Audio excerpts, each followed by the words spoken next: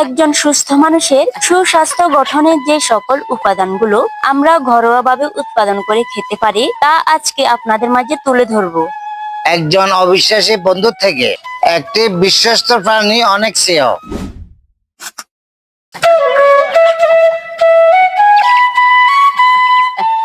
আমরা ফার্মের মুরগির মাংস না খেয়ে ঘরোয়াভাবে কিছু মুরগি দিয়ে উৎপাদন শুরু করতে পারি।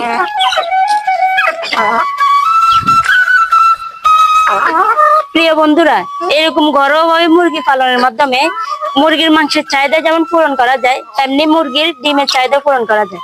তা আপনারা চেষ্টা করুন এরকম মুরগি পালন করা।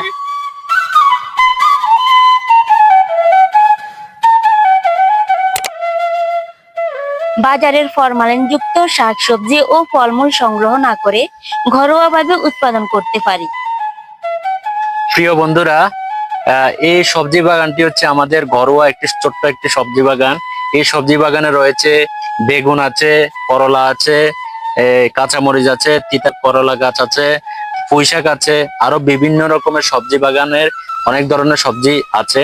তো এখান থেকে আমাদের ফ্যামিলির যে ছোটখাটো যে সবজির চাহিদা রয়েছে এটা আমরা মোটামুটি ফিল আপ করে থাকি। এখানে অনেক আইটেম আমরা খেয়েছি, আরো কিছু ফল কয়েকদিনের ভিতরে আসবে, তখন আমরা মোটামুটি ঘরোয়া যে সবজির চাহিদা রয়েছে এটা মোটামুটি আমরা এখান থেকে ফিল আপ করতে পারবো। তাই আপনারাও চেষ্টা করবেন আপনাদের বাড়ির আঙিনা, ছাদ, যে কোনো স্থানে খালি জায়গায় অন্তত একটা সবজি বাগান লাগাবেন। দেখবেন ওইখান থেকে অন্তত একটা বেলার খাবার হিসেবেও একটি সবজি আইটেম আপনার অনেক উপকারে আসবে।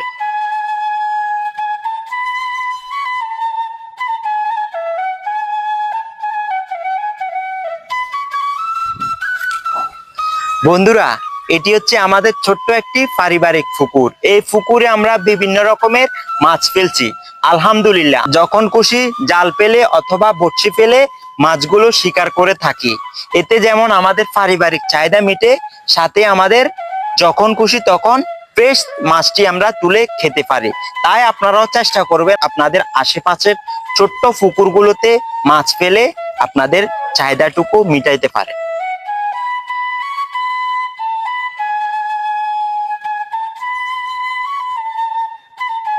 নাম দিয়েছি টাইগার কাস্টমার ফাইটার।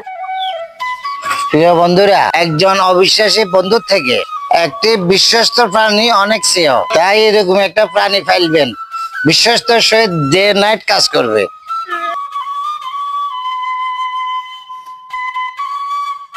তো প্রিয় হ্যাপি ফ্যামিলির আপনজনেরা, আজকের ভিডিও থেকে আপনারা কি শিখতে পেরেছেন তা অবশ্যই একটি লাইক করে কমেন্টের মাধ্যমে জানাবেন, আর ভিডিওটি একটি শেয়ার করবেন যাতে আপনার আশেপাশের মানুষগুলো একটু বুঝতে পারে। ধন্যবাদ সবাইকে।